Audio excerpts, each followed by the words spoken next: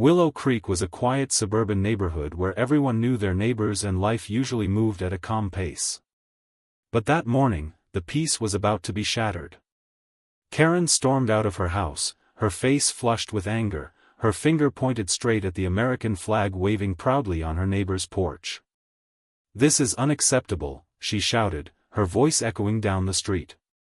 "I pay HOA fees. I have the right to change this." Neighbors peeked through their windows, some pulling out their phones to capture the commotion. Children paused in their games, and even the neighborhood dogs stopped barking for a moment, sensing the tension. HOA officer Mr. Thompson, a composed man with years of experience in handling disputes, stepped forward calmly. "Good morning, Karen," he said evenly. "What seems to be the problem?" "This flag." Karen pointed, shaking her finger in his direction. "It doesn't belong here. I want it removed immediately." Thompson remained steady. "Karen, the American flag is a protected symbol. HOA rules and federal law do not allow residents to tamper with it." Karen's expression twisted with frustration. "I don't care about the laws. I'm going to replace it myself if no one stops me." She stepped closer to the flag, her finger wagging angrily. The neighbors were now fully watching, murmuring among themselves. The atmosphere was tense as Karen's yelling filled the street. Just then, a retired officer and former HOA member, Mr. Collins, arrived. Seeing Karen confront Thompson, he stepped between her and the flag. "Karen, stop. You can't just do this," he said firmly. Karen turned toward him, pointing her finger in protest. "I have every right. I won't back down." Thompson tried to calm her. "Karen, this is about respecting the rules and your neighbors. If you touch the flag, there could be serious consequences." Karen hesitated, her anger battling her pride. The crowd of neighbors had gathered now, their phones recording every second. She glared at the flag and then at Thompson and Collins, her finger still pointed, unsure of her next move. For the first time, Karen felt the weight of the situation. She realized that acting impulsively would only embarrass her in front of everyone, yet her stubbornness wouldn't let her step back immediately.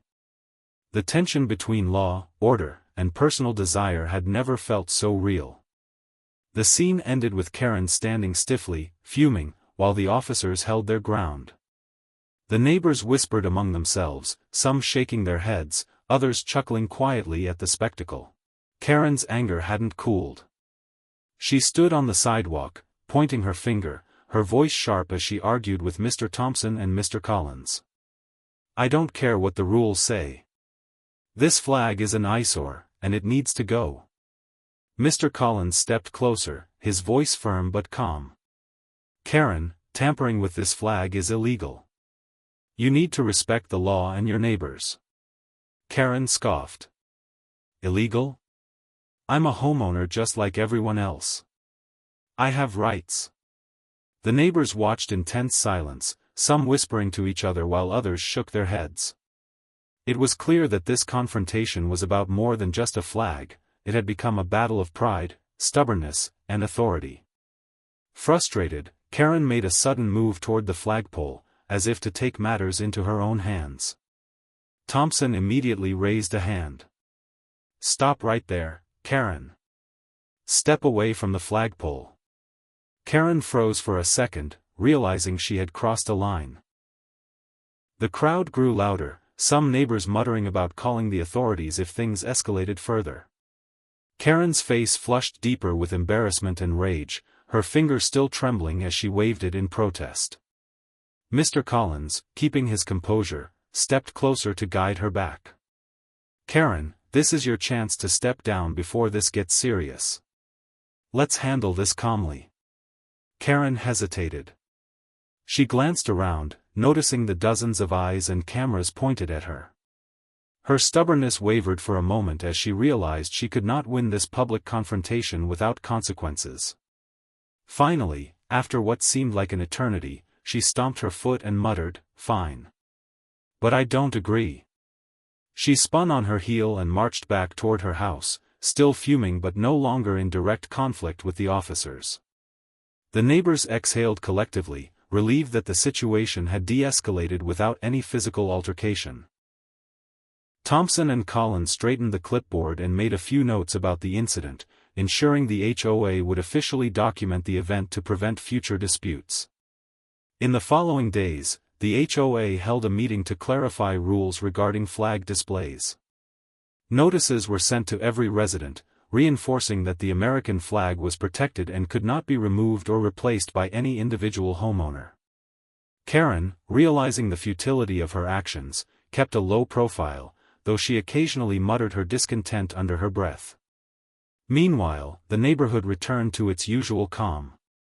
The flag continued to fly proudly, untouched and respected, symbolizing unity, rules, and the importance of community harmony.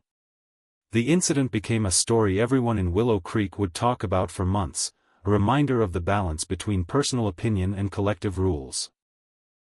The drama ended not with confrontation but with authority, patience, and the quiet satisfaction of neighbors who witnessed order restored. Karen's tantrum became a lesson, and the officers left knowing they had handled a difficult situation professionally and effectively.